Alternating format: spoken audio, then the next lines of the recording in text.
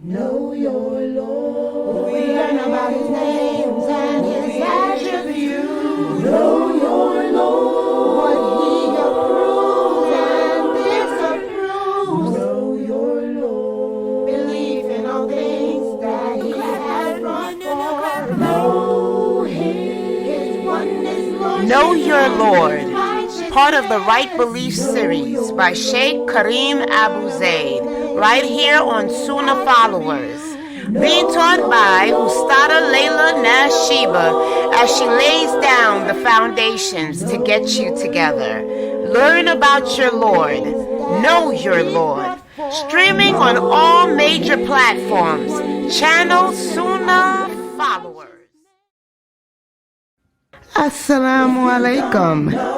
Get to know your Lord. First part of the Right Belief series by Sheikh Kareem Abu Zaid. This dynamic literary work of art's main goal is to revive an understanding the names and attributes of Allah. And understanding the name and attributes of Allah will elevate our faith, strengthen us, and keep us steadfast. This wonderful book is now available in an audiobook format and can be found free of charge on YouTube, channel Kareem Abu Zaid. Get to know your Lord. You have nothing to lose.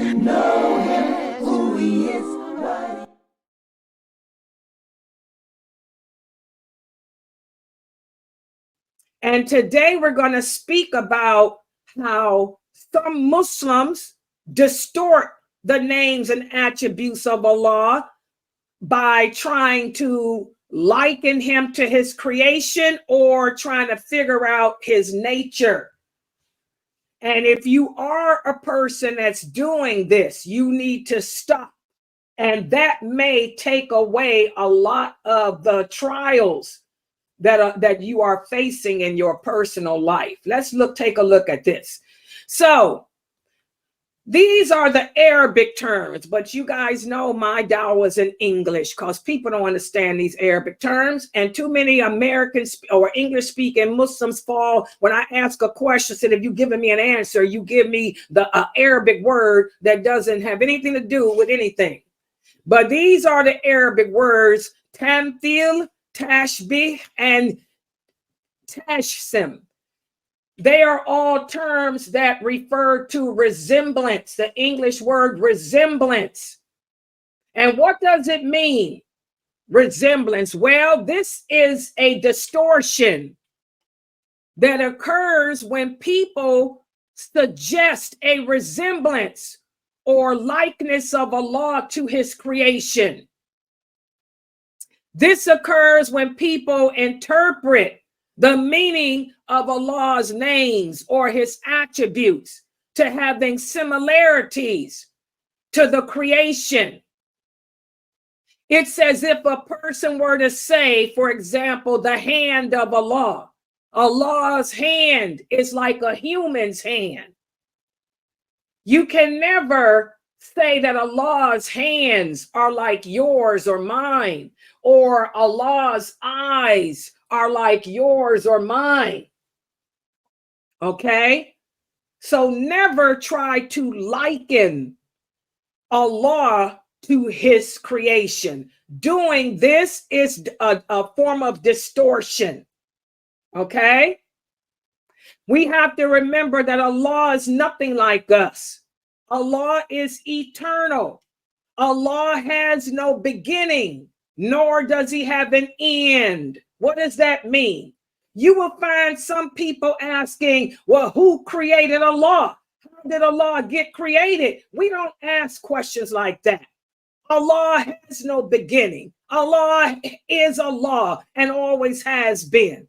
And Allah has no end. He will remain Allah. Although we have a life, ours will come to end. But Allah has always existed, and it will never, his life will never end. Does everybody understand that? So you do not want to make the mistake of trying to equate Allah to you or me or any of his other creations. Remember, Allah tells us in the interpretation of the meaning, there is nothing like him. He is the all-hearing. He is the all-seeing. Allah can see and Allah can hear. But we should never imagine him being able to see like you or see like me. Does everybody understand that? Our sight is limited. Allah's is not. And our sight and our hearing becomes weak as we age. Allah's doesn't. So don't try to liken Allah's seeing and his hearing to our seeing and our way of hearing. Allah knows everything that happens as it happens, even before it happens, even when it didn't exist to happen.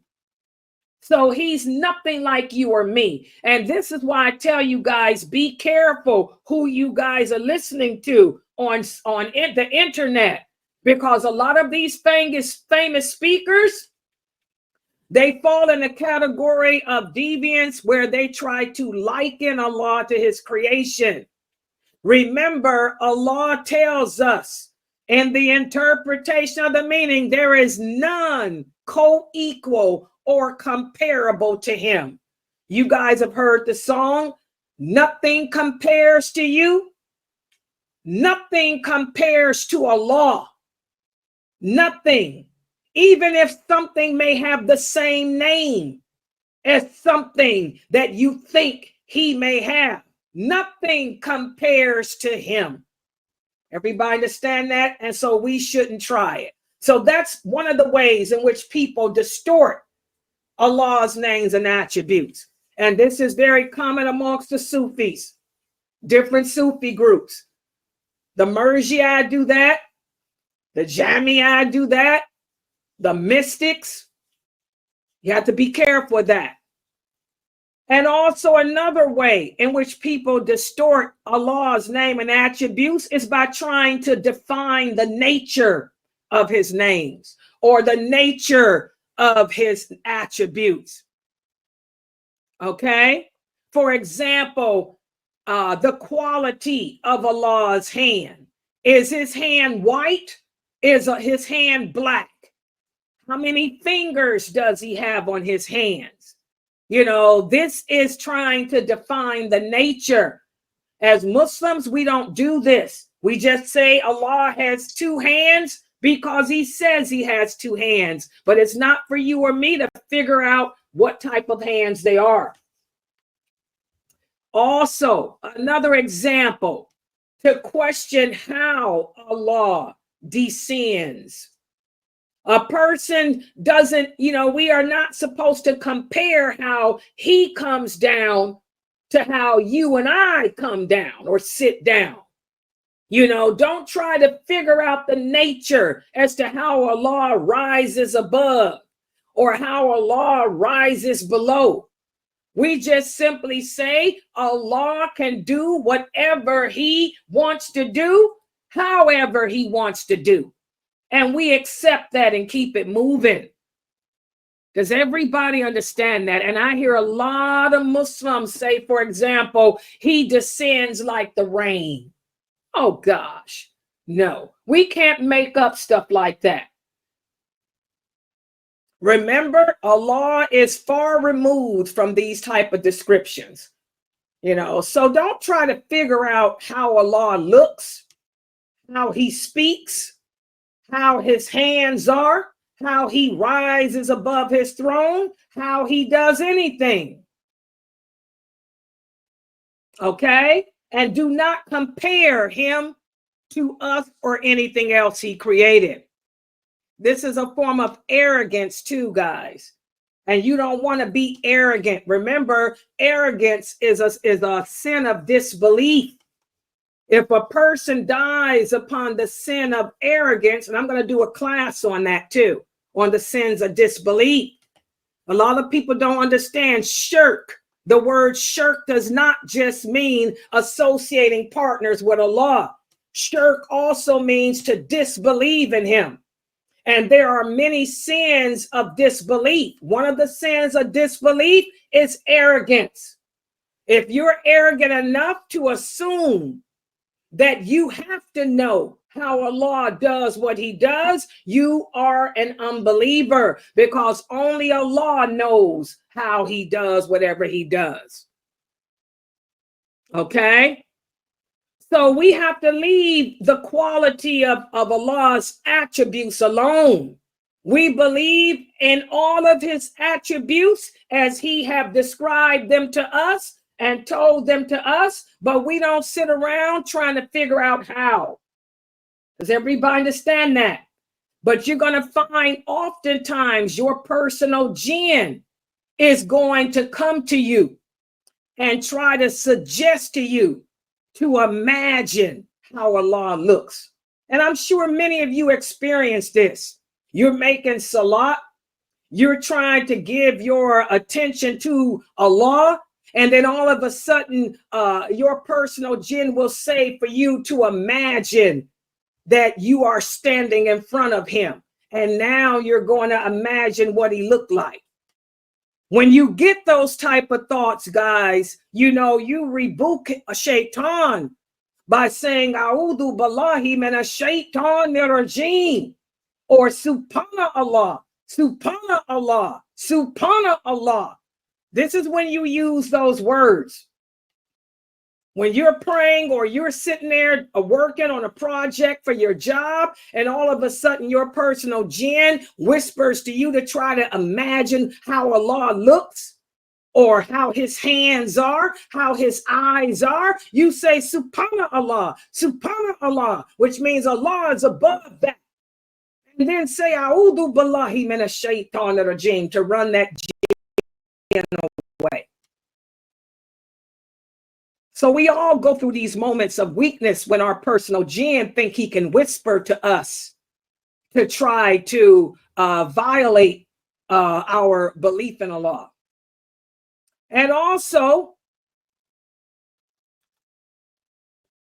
when it comes to Allah's attributes and their meanings, we affirm the wording and the meaning which Allah gives to us, or which the Prophet Muhammad gives to us. But we leave the knowledge of the nature, the reality, and the shape of those attributes alone. Everybody understand that? For example, the Prophet sallallahu alaihi wasallam told us that hell will not become full until Allah puts his foot on it and says enough. You don't sit there and try to figure out how big his feet is, how long they are, or any of that. Just know that hell will keep on taking people until Allah puts his foot on it. Okay, so we acknowledge and affirm only what Allah and the Prophet have told us about Allah's attributes. His hands are not like ours. His fingers are not like ours. His eyes, don't try to figure out what color they are, how big they are, how they look, or any of that. Okay? So we affirm the wording and say what we do not know of their meanings other than what is apparent from the Arabic language, or what the Prophet sallallahu alaihi wasallam has told us, and Allah has told us himself. That's it. But again, it sounds easy and simple, but you'd be surprised how many Muslims fall into this. Let me give another example. Allah tells us that he is the most merciful, who is above the throne. It would be wrong to affirm the attribute of rising above and then claim that we can abandon any meaning because only Allah can know how he did it. Okay, we don't do that, guys. Okay, we don't do that. Also, abandoning the meaning is worse than negation, because it suggests that Allah sent revelation that has no meaning or purpose. So this is another reason why we don't do that, guys. So whatever meaning Allah gives us, we accept it. We don't sit there and question how or any of that. Remember, Allah says, and we have sent down to you the book as clarification for all things and as guidance and mercy and good news for the Muslims. Okay? The correct way is to affirm the attribute in wording and meaning and stay away from dictating the nature of the attribute. Does everybody understand that? I hope this is clear. Because like I tell you guys, most people here are part of the Sufis. You may not be aware of it, but you were probably brought up upon the Sufi methodology. And they're always questioning Allah's actions of lordship, his names, and all of that, and his qadr, his decree. Why do you think so many Muslims are protesting and all this stuff?